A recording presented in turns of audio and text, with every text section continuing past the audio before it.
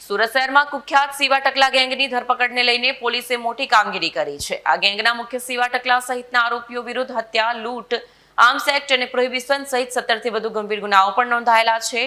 પોલીસે આરોપીઓ વિરુદ્ધ Gujarat control of organised crime act હેઠળ કાર્યવાહી કરી છે।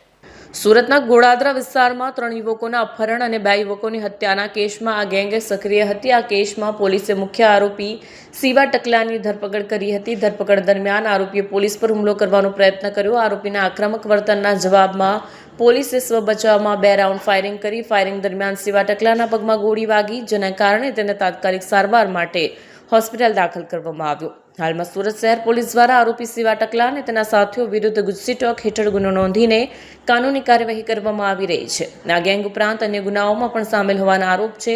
પોલીસના અધિકારીઓએ જણાવ્યું હતું કે આ ગેંગની ધરપકડથી શહેરમાં ગુનાઓ પર અંકુશ રાખવામાં મદદ મળશે અને લોકોની સુરક્ષા સુનિશ્ચિત થશે। આ કેસમાં આગળ તપાસ ચાલુ છે। કેમેરામેન હકીમ શેખ સાથે વસીમ હાસમીનો રિપોર્ટ, આઝાદ ન્યૂઝ, સુરત।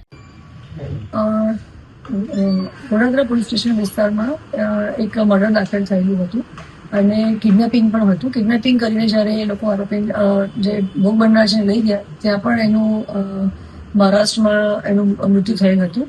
આ રીતે જે શિવા લલણી યાદવ કરીને જે આરોપી છે એને પોતાની આખી ગેંગ રચી અને અગાઉ પણ એણે મર્ડર અને એટેમ્પ ટુ મર્ડરના ગુનાઓ એના પર દાખલ થયેલા છે।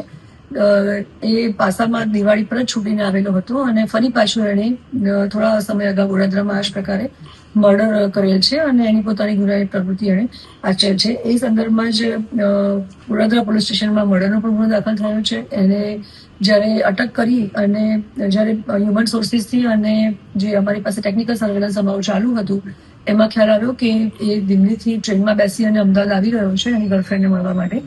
ત્યારે અમે એને ત્યાંથી કેચ કરી અને જ્યારે પરત સુરત પોલીસ સ્ટેશન વિસ્તારમાં લાવતા હતા ત્યારે એણે પોતાની તબિયત થોડી ખરાબ છે એવું નાટક કરી અને વોશરૂમ જવાના અને વોમિટ થઈ રહી છે એમ કહેવાથી જ્યારે રસ્તામાં ગાડી ઊભી રાખી તો ત્યાંથી ભાગવાનો પ્રયત્ન કર્યો એણે અને જે ડિસ્ટર્બ પીએસઆઈ છે એમની પણ ગન ખોંચવી અને ઝપાઝપી કરી અને એને ભાગી જવું હતું।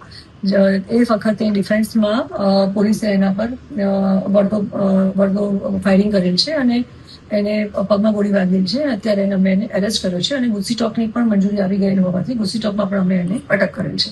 કેટલા ગુના અલગ અલગ નોંધાયેલા છે એની અત્યારે હમણાં પાસામાંથી છૂટીને આવેલો છે અને અલગ અલગ એની ઉપર 17 જેવા ગુનાઓ દાખલ છે, જેમાં નાની મોટી ચોરી, લૂંટ, મર્ડર, એટેમ્પ ટુ મર્ડર પણ દાખલ થયેલા છે।